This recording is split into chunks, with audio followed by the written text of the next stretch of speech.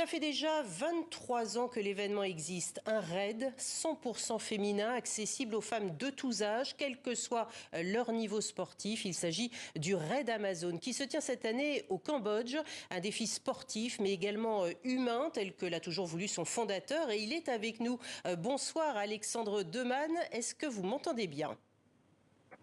Oui, je vous entends et pourvu que ça dure, la 4G. Alors, on va enchaîner tout de suite, Alexandre. Alors, 280 femmes sur la ligne de départ avec quelle motivation? Expliquez-nous. Est-ce que vous avez eu l'occasion de leur poser à chacune d'entre elles leur motivation? Alors, leur motivation est multiple. Il y en a plein qui viennent se découvrir. En fait, c'est surtout ça la clé, c'est essayer de savoir où elles en sont, ce dont elles sont capables. Nous avons également des concurrentes qui ont dû affronter des moments difficiles, que ce soit la maladie, la perte d'un être cher, et qui viennent prendre un nouveau départ. Au Raid Amazon, le sport, c'est pas une finalité, c'est un moyen. Et le voyage est un moyen également de découvrir les autres, notre culture. On change de pays tous les ans. Voilà, le sport pour se découvrir soi-même, en groupe, et quand il n'y a que des femmes, la solidarité joue immédiatement, et puis découvrir un pays différent. Et Dieu sait qu'en Asie, il y a beaucoup à découvrir, au Cambodge en particulier. C'est évident. Cette aventure, elle se joue individuellement ou est-ce par équipe ? C'est par équipe. Alors, il y a deux types d'équipes. Il y a des équipes de 2 participants, des équipes de 3. Et donc, là, cette année, nous avons à peu près 280 concurrentes, des équipes cambodgiennes également.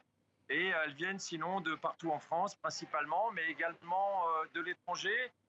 Des États-Unis, d'Australie, de Turquie, Belgique, Suisse, enfin voilà quoi, un panel assez bien représentatif depuis du monde entier. C'est pour ça qu'on a voulu justement en parler. Vous avez toujours voulu donner, Alexandre Deban, à cette aventure sportive un profil engagé, sportive et solidaire. Donc concrètement, ça veut dire quoi? Est-ce que toutes les participantes le font pour une bonne cause? Oui, absolument, quasiment toutes, oui, supportent une association ou une cause qui leur est chère. Soit ça peut être personnel ou simplement pour supporter une association qu'elles ont dans le cœur. Nous, évidemment, on soutient aussi régulièrement une association, une fondation. Cette année, ce sera À chacun son Everest pour la 2e année consécutive avec Christine Jarnin, sa fondatrice, qui sera présente également et qui participera. Et puis on est actif également dans des ONG locales qu'on cherche nous-mêmes, de façon à être sûr que chaque euro dépensé sera utilisé sur le terrain. On voit à côté de vous ces très belles images du Cambodge, une 24e édition, vous le disiez, cette année au Pays Khmer, mais c'est la 3e fois que vous vous y trouvez. Quand on y vient une fois dans ce pays d'Asie du Sud-Est, forcément on a envie d'y retourner. Je me demande si vous ne le connaissez pas bien pour dire ces belles paroles, parce que c'est exactement l'effet que fait le Cambodge la première fois qu'on y vient. Moi, la première fois que j'y suis venu, c'était en 1995. Ça a beaucoup changé depuis, mais une chose qui n'a pas changé, c'est son peuple, qui est absolument incroyable, de gentillesse, de chaleur humaine.